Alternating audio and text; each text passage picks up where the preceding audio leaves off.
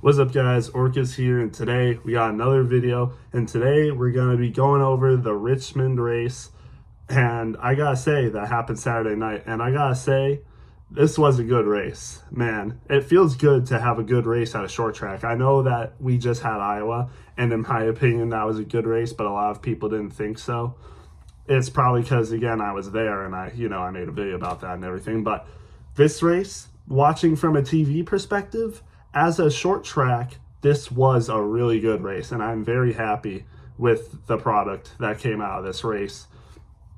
Finally, the tires matter. Like, you were able to pass, even like with equal tires, we were still seeing passes. Maybe not so much in the first stage, but later on in the race, like you were seeing like long run when it happened. Ryan Blaney was able to go through the field. Joey Logano able to go through the field. A ton of others. Denny Hamlin earlier in the race too. Some other people, even like Christopher Bell, and it was so fun to see the strategies like play out in different ways. Like there was so much going on actually. The tires mattered, the strategy was playing out. It was cool, like there was good battles too. Like Ryan Blaney versus Austin Dillon for the lead in the final stage. And when it matters, it was good. Like I have nothing to complain about with this race, to be honest. Like really just an amazing race, honestly. A-tier race for sure. Like really you can't, at a short track, you really can't get much better than this, I don't think. Really, you can't. You really can't get much better than this. And, some people might think so. Like last year, I think of the Bristol tire race in the spring. A lot of people think that was a 10 out of 10 race. I don't know what it is, but just for me in short tracks, I don't get absolutely hyped about it. Like, I don't know. It's weird. The grading system is weird, but I don't think I'll ever see a 10 out of 10 short track race, in my opinion. Like, I love short track racing. Like, this race was really good, but I don't know. For some reason, I don't get a 10 out of 10 viewing experience, from short tracks. Even if it's, perfection, it's not, absolutely, I don't know, amazing. Like, if you guys know me in Star Wars, I have, 10 out of 10 episodes, peak viewing experience. But with just short track races, even if they're good like this, I just don't know why, but I can't give them, 10 out of 10. I was considering putting this one up higher, almost an S tier race, but I don't know. There's something keeping me from it, but I don't want to be negative because this was a really good race, an A tier race for sure. One of the best races of the season. And when I was going back on my list, I was like, wow, this was a really good race compared to a lot of others. And even if it's not the best of the best in terms of viewing experience, in my opinion, it probably is one of the best put together races of the season. For a short track, this is finally we get a good short track race for viewing experience on TV. Again, like I said, I'm a little biased towards the Iowa race because I was there, but apparently for TV viewing experience, it wasn't great. But I don't know. This, though, was a great race. Again, you could pass, different strategies, the tires mattered. It seemed like even, I don't know, when you pitted 3 or 4 laps after someone, those tires mattered. We even saw it at the end. Alex Bowman pitted 4 laps after Austin Dillon on the last stage, and he was making his way through the field. It looked like he was gonna catch Austin Dillon. And Ryan Blaney was there too. He was coming into the mix a little bit, and then seemed to fall back. And that's another thing. Controlling your equipment, managing your equipment mattered in this race. And that's how Austin Dillon, yes, that is right, Austin Dillon wins again at Richmond. And it's taken me almost 5 minutes to get to the winner because of how good this race was. But Austin Dillon ends up winning this race yet again. We saw him do it last year. Even though it was a controversial finish, he didn't make the playoffs off of it because of, what he did to get the win. But this year, clean race, did it fair and square, and proved everyone that he can do it. Last year wasn't a fluke. He is good at this track. There's just something about this track that Austin Dillon has figured out, whether it's, doing different lines than other people, running the track, managing his stuff better than everyone else. I guess it just came down to that, like he said in his interview. It just came down, like, he knows how to manage his equipment, he knows how to manage his tires, and we saw that proved, because Blaney had fresher tires than Austin Dillon at the end, like 3 or 4 laps fresher, but yet he was able to hold him off. And Ryan Blaney fell back a little bit. He lost second place to Alex Bowman even, and that's kind of crazy, because Ryan Blaney normally has been notoriously good on long run stages and long run, laps. So, it just came down to Austin Dillon managing his equipment better than Ryan Blaney and being able to hold off Alex Bowman. There is a question, like, maybe Alex Bowman, like, if we give him like 10 more laps, maybe Alex Bowman does catch Austin Dillon. But, it was Austin Dillon, Ryan Blaney, and Alex Bowman. Final pit window. Austin Dillon pits before both of them.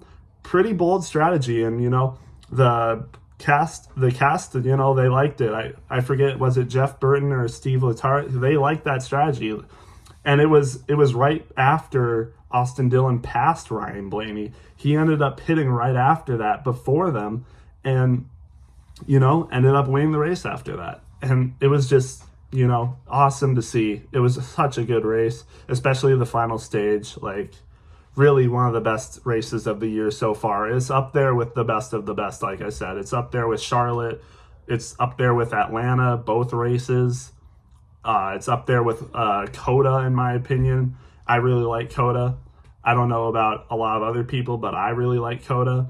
It's up there with, of course, the Daytona 500. It's up there with the Iowa race even with me being there. Richmond is literally right there with the Iowa race, and even up there with Chase Briscoe's win. Of course, I'm biased. I'm going to like the Pocono race, even though others might not. But it's really there. Like, it was a good race, and I'm surprised to say that. If I'm not mistaken, like, of course, Richmond last year was really entertaining because of what happened at the end, but this race was just consistent. It was a clean, nice race. There was option tires too. I'm pretty sure there was like 2 option tires on a vehicle, so it wasn't the same as last year, I remember, because they had completely different tires. You had the yellow and red tires, but this race there was only like, I don't know how to explain it, but there was like 2 different tires that were option tires, but then the other ones that you put on were the normal tires. So you were able to use those to an advantage, and some people it worked for. Like, I guess there was a few people that that you normally don't see in the top 10 nowadays. Actually, yeah, a few people, like Daniel Suarez finishes 7th place. I guess, the option tires, the strategy kind of worked. And if you remember, Daniel Suarez was doing pretty good last year too, managing the option tires, and now gets a 7th place finish. Josh Berry also, we know he's good at short tracks. We know he's good when, tire strategy comes into play, gets a top 10 finish. And even Austin Cindric, top 5 finish for Austin Cindric. Penske car, yes, but it's Austin Cindric. We know that Austin Cindric really, I don't want to say he's bad, but I think it's pretty clear that Ryan Blaney and Joey Logano are probably better than Austin Cindric is. And yet Austin Cindric gets a top 5. And not to mention, his teammates also got top 5s. Ryan Blaney finished 3rd and Joey Logano finished 4th. Like, solid day for Team Penske. Maybe they're coming to life back right for playoff time, as we would expect. I wouldn't be surprised. They're coming back to life, it looks like. And it's really cool to see. Like, this was a really good race, and some of the top people in this race did good, like Team Penske. They have these races really figured out. They're really good at these kind of races. Iowa might have been a little bit of a misfire for most of them, but Ryan Blaney still finished top 5 in that race. And, again, they're still good at these kind of races, and we'll see what happens in the playoffs. All 3 of their cars are in the playoffs, and Josh Berry. Penske aligned car.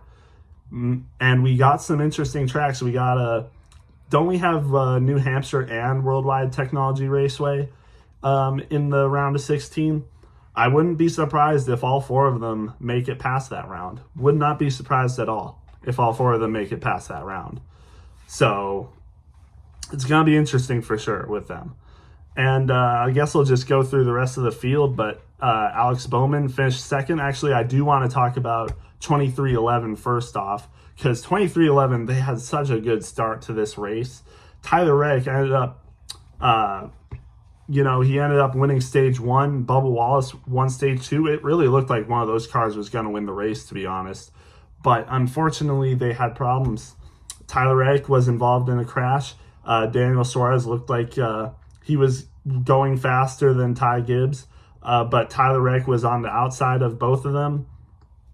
And Ty Gibbs, he wasn't really letting Daniel Suarez through on the inside, and Daniel Suarez just bumped him. And then Ty Gibbs, he bumped Ty Gibbs into Tyler Reddick, and Tyler Reddick ended up getting some bad damage from that, apparently, because he ended up not having a good finish after that, which is unfortunate because he was running really good. And Bubba Wallace, after that happened, Bubba Wallace was still in contention. He was looking really good, but the team really screwed him over.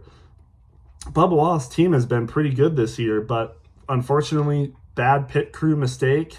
They didn't get the left front tire on. The jack man dropped the jack down before they did it, and the tire wasn't even on. Like, they didn't even screw it on. They just put it on, and as soon as they put it on, the jack man dropped the car, and the tire was not on. So Bubba Wallace ended up having to go to Chase Briscoe's pit stop to get the tire back on. Stop me if you've heard that before this year, because that literally already happened this year with Christopher Bell, if I'm not mistaken. I can't remember what race it was, but literally Christopher Bell did the same thing this year because they didn't get his tire on it. It fell off in pit road, and he had to go to Chase Briscoe's pit stop to get it fixed. I mean, hey, Toyota teammates. Chase Briscoe, Toyota teammate for the win, I guess. He's just helping everyone at this point. Like, I mean, it's funny. Speaking of Chase Briscoe, he was doing good this race too. Ended up finishing 13th, but I'm surprised he had a car like that, because when you see the wreck that happened, the big one at Richmond, it seemed like Chase Briscoe was going to be out of the race. I mean, he got absolutely hammered by Justin Haley, it looked like. And you look at the damage on Haley's car, like, go back and look at the damage at Haley's car. That was the damage from him bumping into Chase Briscoe. That was a hard hit. And yet Chase Briscoe, apparently his car was fine because he finished 13th and was running top 10 at some points. I do think he didn't have the best car after that. He was the last person that finished on the lead lap after all. But still, he was able to wheel it back on a lead lap finish somehow. Like, the fact that he was able to keep it on the lead lap at all, even finish top 20, is crazy to me, because I was not thinking that was going to happen. I mean, that was just crazy. Speaking of that wreck, I mean, that was a bad wreck. I mean, it looked like, of course, it was a restart, but there was a lot of people tight racing. It looked like Kyle Busch went way up on the outside. It looked like Chastain got a little squirrely.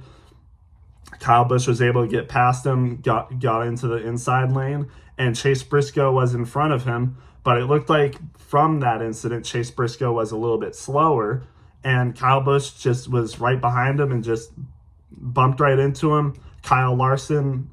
It seemed like Kyle Busch bumped him and then sent him into Larson, and then Briscoe ended up spinning out, and that was it. And a ton of other people piled in behind. Denny Hamlin was in there. Kyle Busch, of course, was in there. Justin Haley, of course, as well. A lot of cars in that, but really only 2 of them, I think, had the worst. Like, it really ended the day for 2 of them, I'm pretty sure. It really only ended the day for 2 of them. Chase Elliott looked like he was going to get out of that wreck, but then Kyle Busch, after he got out of it, looked like he was fine.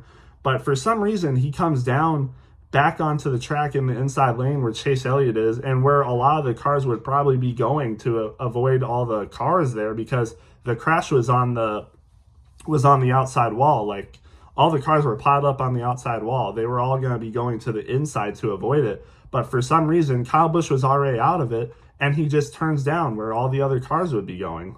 And I don't know why. I don't know why he did that, because it ended up hooking Chase Elliott and sent him into the outside wall too. Hard impact. Probably one of the worst crashes I've seen at Richmond, to be honest. Probably the worst crash I've seen at Richmond since I've been watching as a fan.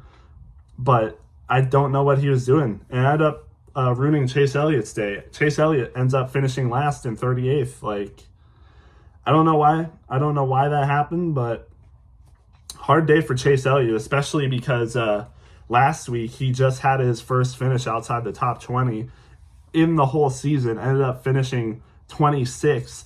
And now this week he ends up having his first DNF of the season. So Chase Elliott went all through these races, survived Daytona, survived Talladega, survived Atlanta twice, survived all these races, and he gets crashed out at Richmond.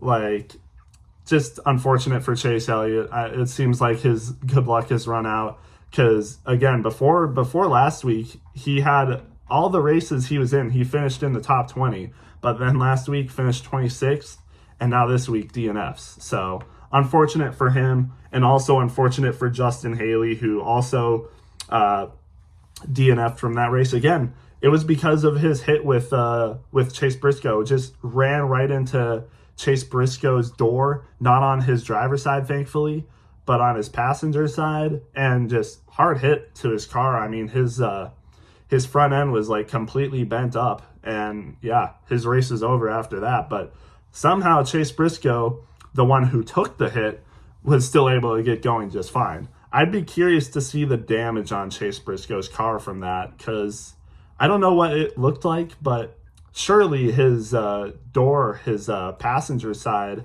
had to have been caved in a little bit. Like, I'm surprised there wasn't like a whole ton of damage. And I don't know. But hey, top 15 finish for Briscoe still, so I'll take that. But yeah, just a interesting race. A lot of people up front, you know. Like I said, 2311 was really dominant today, but unfortunately it just wasn't their day. Both of their cars, well, they had 4 cars in the race today, but Bubba Wallace and Tyler Reddick being the dominant ones, just unlucky for them. They were running really good. Probably either two of them would have been in contention to win the race, I bet. Possibly both of them would have been in contention to win the race. Just unfortunate, but lucky for Austin Dillon. But it still wasn't easy, because he still had the best of the best to go up against. Ryan Blaney, Alex Bowman. I mean, last year it was him getting past Joey Logano and Denny Hamlin. Sorry. But, like, I don't know. Austin Dillon, just really good at this track, like I said. Able to fend off some of the best at short tracks. Like Alex Bowman, really good at short tracks. Ryan Blaney, really good at short tracks. Penske, really good at short tracks. And he was just able to beat all of them. So, I mean, good for him. He deserved it, to be honest. He really did. I would be curious to see if he would have won if Tyler Reddick and Bubba Wallace were still in the race, but who knows? We'll never know. But anyways, let's get through the rest of the field. So like I said, Ryan Blaney, Joey Logano, Austin Cindric, 3-4-5, really good day for Penske. Kyle Larson, quiet day, low-key. Like, you didn't really hear a lot about Kyle Larson today. It seems like that's a common pattern. Kyle Larson has, like, really quiet days, but yet he's still finishing in the top 10. It seems like he's really only in the headlines when he's contending for the win, but even when he's contending for, like, a top 5 finish, he's not talked about. It's because when he's there, people expect him to be up front. The only times Kyle Larson is being talked about is when he's either doing really bad or he's doing really good. It's not when he's doing, like, good, because the 6th place finish is good, but he wasn't talked about at all, it seemed. So, I don't know. But, hey, still a good finish for him, still being consistent. Hasn't won in a while, and when I say in a while, it's been like, I don't know, 10 races or something, 10 to 15 races. And he still has 3 wins on the season, so Yeah, he's still doing pretty dang good.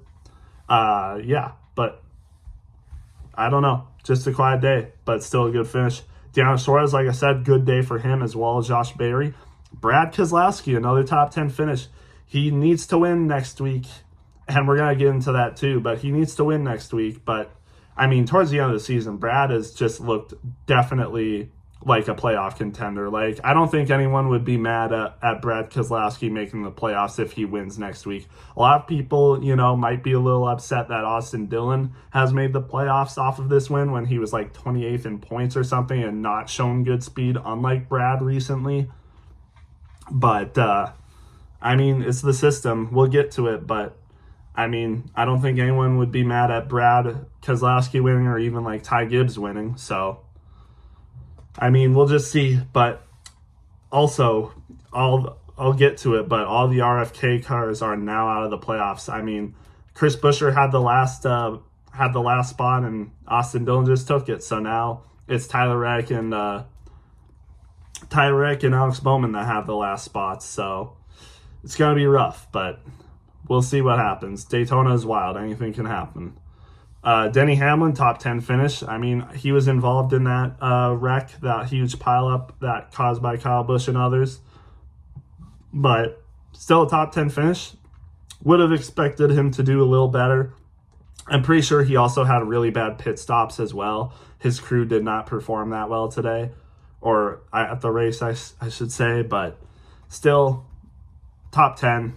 Can't really complain all that much, even though he probably had like a close to a winning car, if a winning car. So a little disappointing, but hey, he's in the playoffs. He'll be fine. He's tied for the most wins on the season, so I don't really think he's too upset about it. Zane Smith, top 11 finish. Not bad for him. William Byron finishes 12th, and I didn't mention it yet, but that locks him for the regular season championship. So he gets, I don't know how many additional playoff points it is, but wins the regular season championship, gets those additional points. He's looking good for the playoffs right now. Despite it not being an amazing day for his standards, still wins it because a lot of his teammates, competitors, didn't also do amazing, and he already had a good lead on them. So good job for William Byron, regular season champion.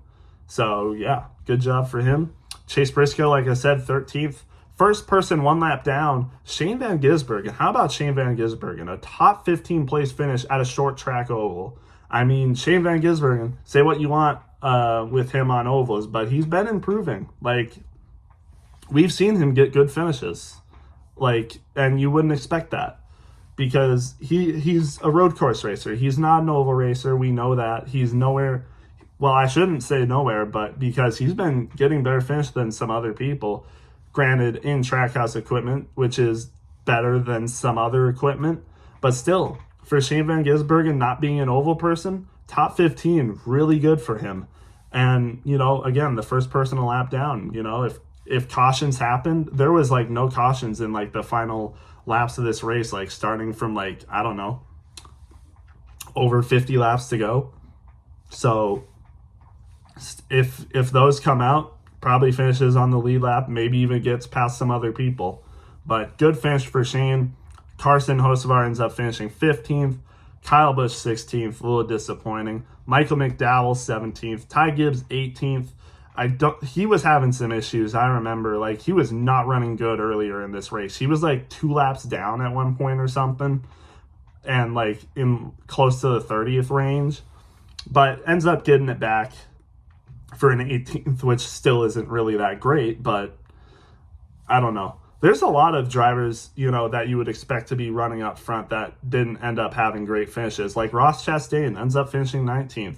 Little weird. Like, you would expect him to be up there. Ty Dillon 20th, that's not surprising, but top 20 for him, not bad. Christopher Bell ends up finishing 21st, a little weird day. Like, I would expect better. AJ Allmendinger ended up finishing 22nd, and he had a third place qualifying.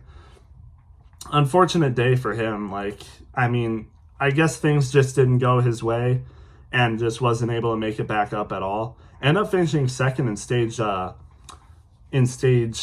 if I'm not mistaken, but just did not have the car, did not have the strategy today. Ends up finishing 22nd. Ricky Stenhouse 23rd, Cole Custer 24th, Todd Gillen 25th, Eric Jones 26th, Noah Gragson 27th, and then Bubba Wallace 28th. Ended up getting the fastest lap of the race, though. Just an unfortunate pit stop for him, ended up finishing laps down because of that, but still ended up with the 28th place finish. At least he's in the playoffs. He's already got that win. If he didn't have that win and this happened, and he would probably still be like right around the bubble and would possibly be out of the playoffs right now if he didn't have that win. So it's a good thing he got that win, because if he didn't have a win and he had a race like this, that would be so frustrating for sure. Then his teammate Corey Heim, 29th, would have expected better, I think, but I don't know. Probably just didn't have the right equipment, didn't unload a good car for him. Riley Herbst, 31st, Cody Ware, 32nd. Jesse Love also coming in, 33rd. Tyler Reddick had those issues, like I said, 34th. Ryan Preece finishes 35th. Unfortunate day. He qualified on the pole, finished he was running really good. It looked like he could have had a strategy to win, but it just did not work out at all. I'm not sure how he finished 4 laps down. He must have had some issues, but just unfortunate for Ryan Preece. This could have been the day. He was right there on the bubble. He was 17th in points, right behind Chris Buescher. If he had the day, he could have done it, but I don't know what happened. It just wasn't his day. John Hunter Nemechek, 36th. Justin Haley, 37th, like I said, and Chase Elliott, 38th. Crazy day, because this ended up changing the playoff format dramatically. So, yeah, let's look at the playoff picture here. If we go to the top 16, Alex Bowman now has the last spot at plus 60. But if there's a new winner, 17th in points or under, they will knock Alex Bowman out of the playoffs. Unless, of course, he ends up finishing 29 points better than Tyler Reddick by the end of the Daytona race. So either Alex Bowman has to get lucky and hope Tyler Reddick crashes and for him to have a good day on points, and then, someone win. Or actually, he could just have a good day and, beat him and then be safe. Or, yeah, that's right. He could just have a better day than him. Tyler Reddick crashes or something. Alex Bowman gets a good amount of points and ends up, beating him on points. He's 29 points under him. For one race, that's hard to do, but it's Daytona. Anything can happen. So if he wants to be comfortable, he could beat Tyler Reddick on points and hope, or either that, or he could hope no one 17th in points or under wins the race. I think he would be more comfortable with the latter half, doing better than Tyler Reddick, beating him on points, or just flat out winning the race. I think that's what he would rather want, is to win the race, because then he has a win, and he doesn't have to worry about that cut line. And that cut line could catch up, or not really, but if someone 17th or under wins, he's out. Unless, like I said, he does better in points than Tyler Reddick. But other than that, 14 drivers are locked into the playoffs now, including Austin Dillon, who just got his win. But still, Tyler Reddick is not locked into the playoffs. Despite being plus 89 in points and 15th in the point system and the standings, he's not locked in. So Daytona could get wild. We'll just have to wait and see. If Tyler Reddick wrecks in stage 1, that would be very wild to see, and that would open the door for Alex Bowman to beat him on points. And if someone 17th or under wins the race and knocks Tyler Reddick out, that would be absolutely crazy. But I think a better chance is that someone 17th or under might knock Alex Bowman out of the playoffs, and that would definitely raise some controversy. It's already pretty controversial with Austin Dillon being in the playoffs, because you can say what you want, but, for a lot of the season, he doesn't really run that well. But just, somehow turns it up. I guess he's like a Richmond merchant or something. Ends up performing really well at Richmond compared to basically every other track, and just wins like that. He's kind of like a Shane Van Gisbergen when it comes to Richmond. Like, he's just good at Richmond or something. I don't know. But we'll see. There's a lot of people, because now Chris Buescher is under the cut line. He's minus 60. He can't make it in on points. He's going to need to win. All the people 17th or under are going to need to win. They cannot make it in on points. So Chris Buescher, despite having an amazing season, he's going to need to win at Daytona to make it in. Ryan Preece, going to need to win to make it in. Kyle Busch, Ty Gibbs, Brad Keselowski, they're going to need to win to make it into the playoffs because they are too many points under Alex Bowman and Tyler Reddick.